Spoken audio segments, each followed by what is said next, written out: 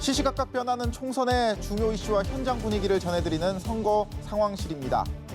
여야의 꼼수 경쟁으로 얼룩진 비례위성정당 문제가 이제는 현역 의원 꺼주기 경쟁으로 이어지고 있습니다. 더불어민주당, 어제 이해찬 대표 등 지도부가 직접 총선 불출마 의원들 만나 더불어시민당 파견 의사 타진했습니다. 현역 의원 비례정당 파견은 불법이라고 언제는 목에 핏대를 세우더니 왜 이러는 걸까요? 황교안 대표가 직접 나서 현역 의원들의 추가 이적을 권유하는 등 후안무치한 정치 행위에 국민들은 망연자실할 따름입니다. 왜 부끄러움은 국민의 몫이 되어야 합니까?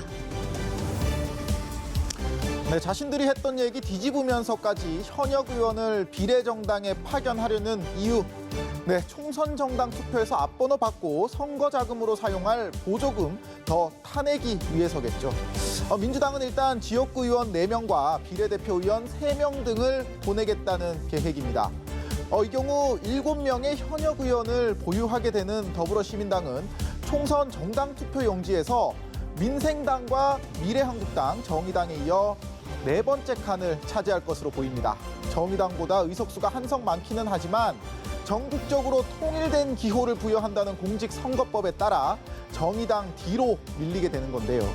어쨌든 이것만으로도 친문 비례정당인 열린민주당 견제도 어느 정도 가능하다는 구상입니다.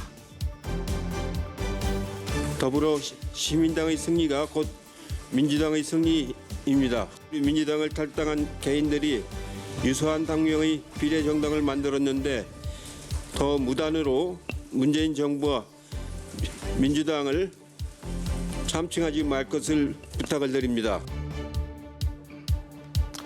투표용지 2번째 칸 선점하고 있던 미래한국당도 가만히 있지는 않겠다는 입장입니다.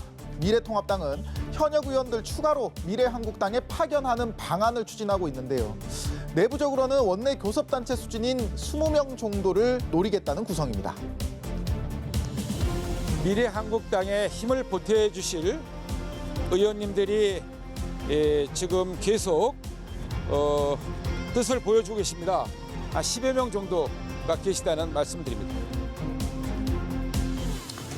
네, 21석 민생당 추월하면 기호 1번 받을 수 있고 교섭단체가 되면 50억 원 이상의 선거 보조금도 확보할 수가 있으니 현역 의원 끌어오려는 움직임 계속될 전망인데요. 그런데요, 한쪽에서는 총선 승리도 중요하지만 지도부가 너무 이적을 강권하는 것 아니냐 이런 불만도 나오고 있습니다.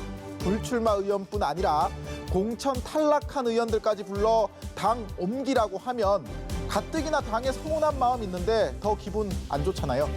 민주당에서는 원혜영, 금태섭, 송금지 의원 등이, 또 통합당에서는 홍일표, 정종섭, 송희경 의원 등이 당적 옮기지 않겠다는 뜻을 밝힌 것으로 알려졌습니다.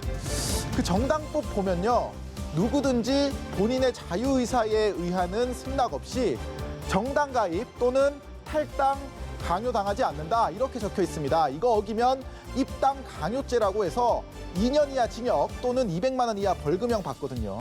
이 법 어겼다면서 민주당이 황교안 대표 검찰에 고발했었는데 어제 한 시민단체가 이해찬 대표 똑같이 검찰에 고발했습니다. 공직선거운동 시작하지도 않았는데 고소 고발 난무하고 위성정당 꼼수 대결 이어지니 시민들 알 권리 훼손되고 민의 반영도 어렵다는 지적이 이어지고 있습니다. 본말 전도라는 말 있죠. 조그만 투표지 안에서 위로 가려고 애쓸 게 아니라 밖으로 나와 자신들 몸 낮추고 시민들 얘기 귀담아 들을 줄 알면 의원 꺼주기 이런 거 안 해도 자연스레 기호 1번 받을 겁니다. 지금까지 선거 상황실이었습니다.